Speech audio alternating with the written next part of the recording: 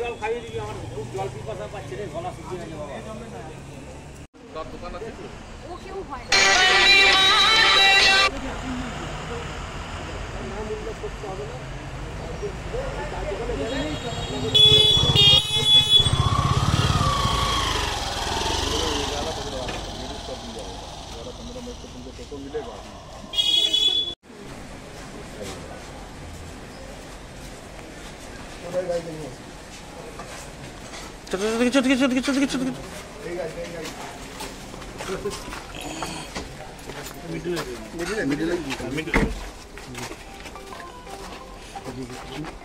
কেন মারলে ভাই তোমরা? তুমি আর তোমার একজন ছিল পার্টনার, তারা তো মেরেছে। কেন মারলে? কেন এই কাজটা করলে? কি নাম তোমার ভাই? ভাই তোমার নাম কি? ও ভাই তোমার নাম কি? হ্যাঁ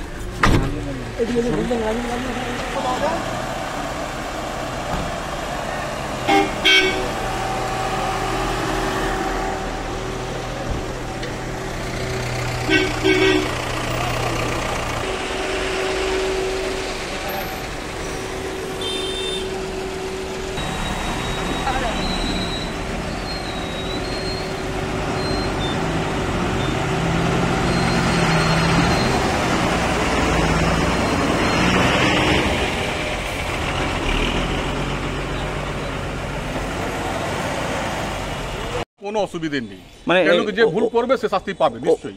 ওকে যে হোমে দেওয়া হয়েছিল তো ছিল প্রাণের সঙ্গে না হিরোইন খেত, বললাম তো হিরোইন খোর আছে, আর গাঁজাও খায় আর ইঞ্জেকশনও নেয়। তো এই যে একটা এরকম মালিককে মাথা শিলনোড়া দিয়ে মারলো, এই বিষয়ে কি বলবেন আপনারা? কি মনে হয় কেন মারলো? তো আমি জানি না, আমি তো এই তো আপনাদের যখন পুলিশ আসলো তখনই আমি জানতে, তো কালকে বিকালবেলা আসলে আমার সঙ্গে আমি ভাবলাম যে ভাগনা আছে মামার সঙ্গে আসতে দেখা করতে, মানে ও কি ওখান থেকে সিধা আপনার কাছে চলে এসেছিল? হ্যাঁ আপনার কাছে এসে কি ছিল? হ্যাঁ আমার সঙ্গে মানে জানি মামার কাছে আসে লোক তেমনি এসছে। আচ্ছা আমি ঠিক আছে ভাই খাওয়া দাওয়া করলাম, রাত্রিটা শুয়ে পেলাম, তারপরে ওর মাকে ফোন করলাম, ও মা বললো এখন জিতিয়া চলছে আমাদের হিন্দুস্তানতে, জিতিয়াটা যখন হয়ে যাবে তখন আমি এসে ওকে নিয়ে যাবো। আমরা ঠিক আছে তোমার ছেলে এসে হোম থেকে তুমি নিয়ে যাও, বলে হ্যাঁ ঠিক আছে আমি জিতিয়া ছুটে।